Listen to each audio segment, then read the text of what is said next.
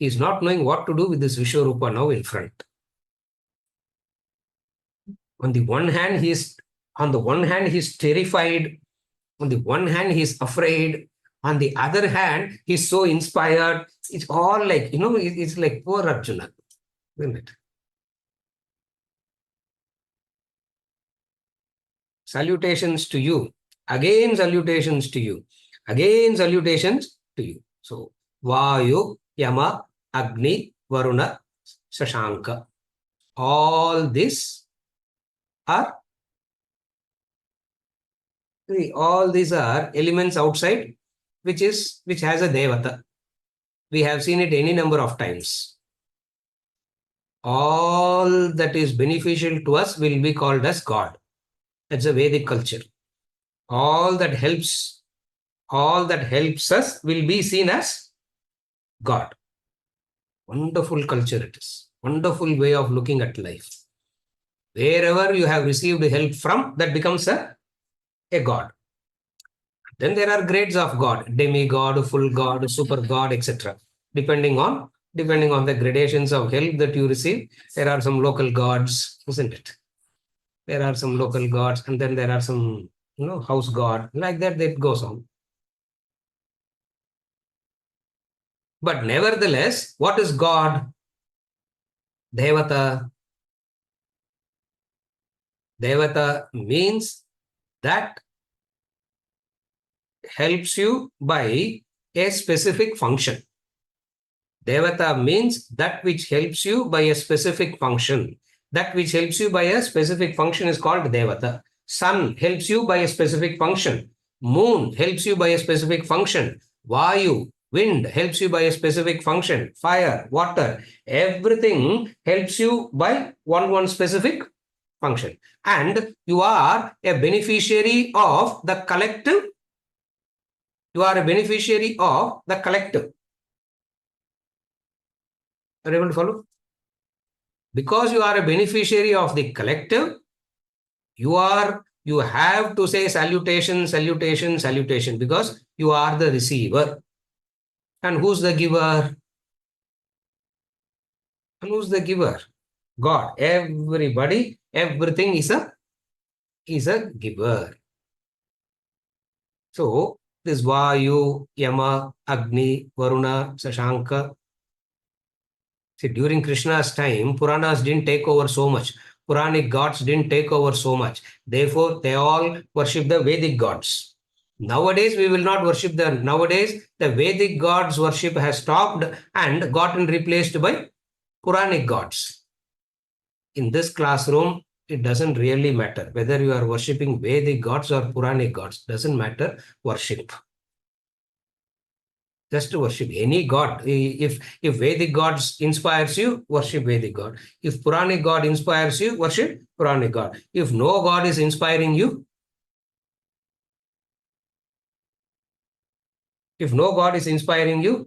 what will happen? Life will wake you up into worshiping. Yeah, knocks and shocks of life will wake you up.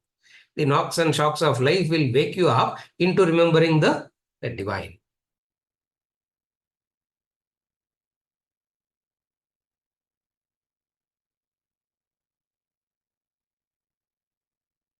In Krishna's time, okay,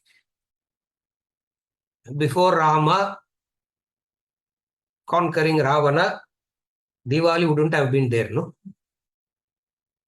Correct? Diwali itself wouldn't have been there. Before, what they would have celebrated? Something they would have celebrated. Meaning, remembrance of divine has to happen. Methodology keeps changing. The way in which every changing generation, every changing society will can bring in their own forms of God. That's why in Vedas, we say 33 lakh crore gods into 2, 66 lakh crore Rakshasas. When they were churning the Milky Ocean, the numbers they give. You know that story, the Puranic story of churning the Milky Ocean? On the one side, there is Rakshasas. On the other side, there is Asuras. And all the Rakshas, all the multiverse Rakshasas and gods assembled there. And they gave the numbers.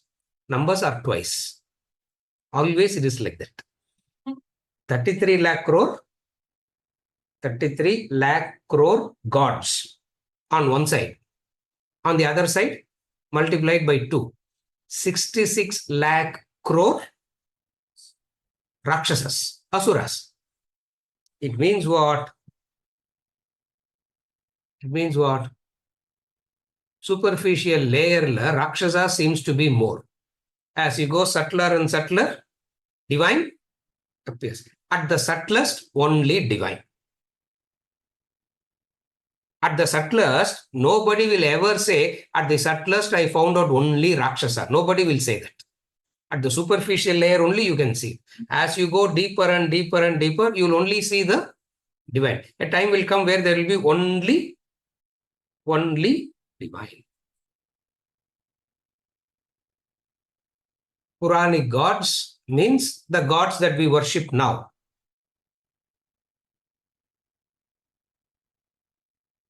Rama, Krishna, and all these are Puranic gods. Like during Krishna's time, Janmashtami wasn't have been celebrated, no? Nobody would have gone to Vrindavan when Krishna was alive, isn't it? Everybody will go to Vrindavan after he died. I also went. 2-3 times. We also went, no? The first time I went, the Acharya said, as soon as you touch it, you should do prostrate and roll over. I rolled over also. Because that's how Akrura went. When Akrura goes to receive Krishna, he saw that Bhumi and he said, oh God, we should not touch that. No, how can you also walk on the same road that the Lord has walked? The road that Lord has walked, you have to roll pradakshina. So what he did, Akrura was doing Anga pradakshina for almost 13 miles. I don't know how long he rolled over and went.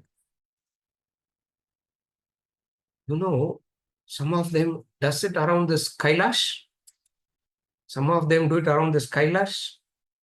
Not the local Kailash and all, the original Kailash there. Oh my God. Devotion. It's an act of devotion. It means what?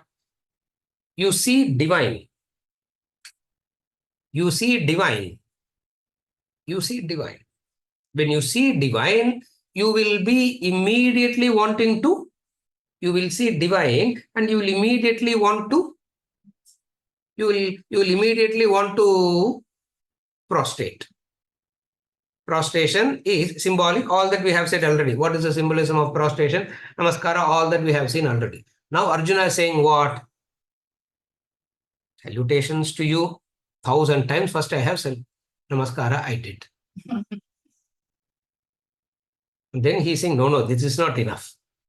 Then he says, again salutations to you. Multiplied by 1,000 times. Multiplied by, no, it means what? Mentally, I am prostrating to so many times. Physically, I am catching my breath. I can't prostrate so many times. That's what he said. Physically, I can't prostrate so many times because I'm catching my, looks like physical. How long can you do physical? You will get tired. But mentally, I'll go on and on and on prostrating. You are Yama, you are Vayu, you are Agni, Prajapati, Prapitamaha, Pita, Pitamaha, Prapitamaha. That's the hierarchy. Pita, father, Pitamaha, grandfather, Prapitamaha, great-grandfather. So he is calling God as Prapitamaha, great-grandfather. Prapitamaha means the first one. The first one. In this context, you have to take it as the first one.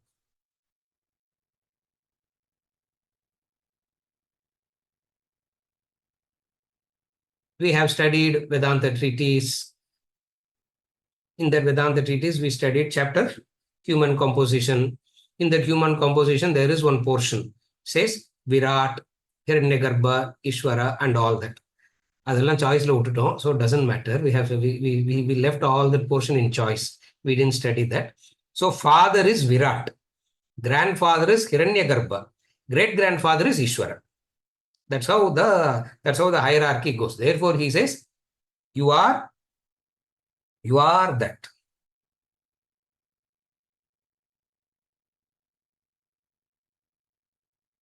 Pitamaha, Prapitamaha. Not the literal grandfather. See, like even today, when we do the prayers, we do for three, no? Like when we do the prayers, ancestral prayers, we do for three: father, grandfather, and great grandfather. Isn't it? Pitamaha, Pitamaha, and Prapitamaha.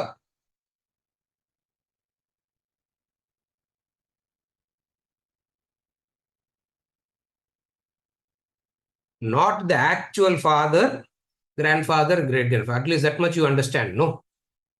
Vasu, Rudra, Aditya. That form. Who has become of that form? Who has become of that form?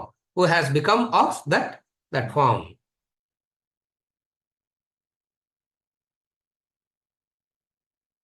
Venkatachalam, Vadyar wait பண்ணிட்டு இருக்கார் outside. I'm talking about all these things. Yeah, today we have to do that. No, yeah, he's waiting outside now. Prapitamaha, great grandfather, not the actual ancestral grandfather, not the actual ancestral great grandfather. What is meant is the moolam, the prime. For everybody, there is father and mother. To the ultimate, who's the father and mother of the ultimate?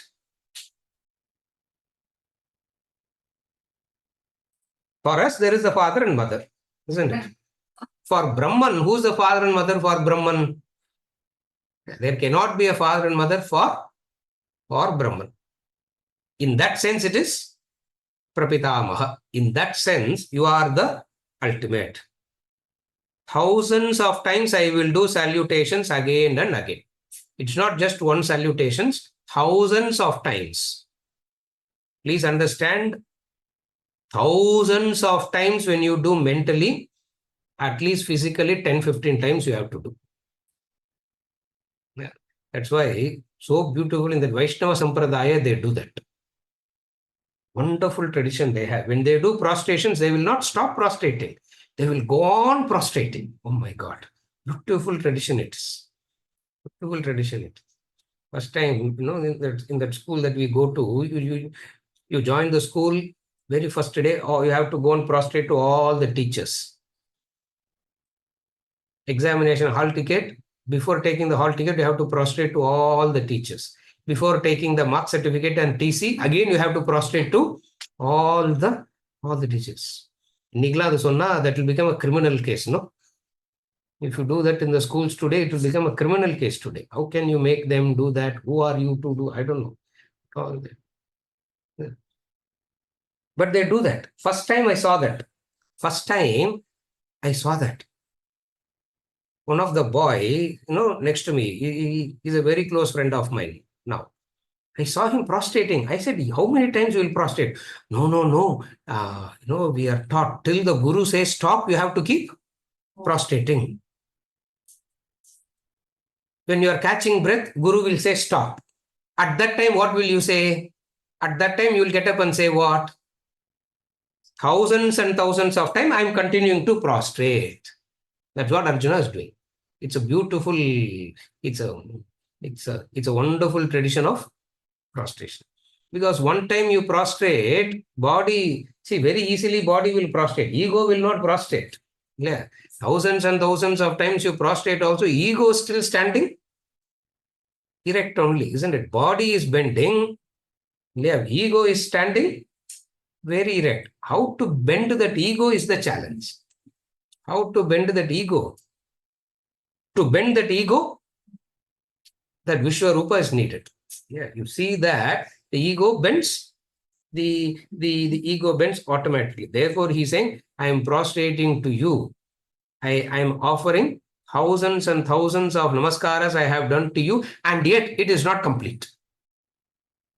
And how many ever times I prostrate to you, it's not enough. I continue to prostrate again and again and again. Why? Gratitude knows no satisfaction. Remember that. Ego only knows satisfaction. Gratitude knows no satisfaction. How much ever you do, you want to give. You want to give more. How much ever you do, you want to do more. That is gratitude knows no satisfaction. Gratitude knows no fulfillment. Rest of it will feel like, I have done enough, sir. I have done enough. Gratitude knows no such thing, isn't it? What if you give, you will tell your father and mother, I have done enough to you. Will you ever say that? Okay, what if you give? You can say, I have done enough. You can give up your life also. Still, will you say, I have done enough? You cannot. In that sense, gratitude knows no satisfaction. What if you give to the Guru fees? You will say, I have done enough. You cannot. So what will you do? So this thousands and thousands of namaskara is symbolic of this factor. What is that factor? Gratitude knows no fulfillment. Gratitude knows no satisfaction. You want to give and you want to give more. You do more and you want to do more. You do more and you want to do more. You do more, you want to do more. But continuously, if I do like this, I'll become bankrupt, no? Continuously, I'll do like this, I'll become bankrupt, no? You have not learned the law. You have not understood the law.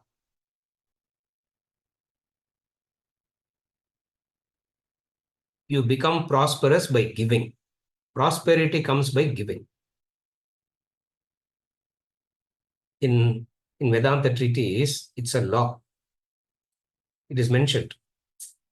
In the chapter Strength of Emotion, Shankar, SRL Shankar, there is a chapter, Strength of Emotion. Yeah.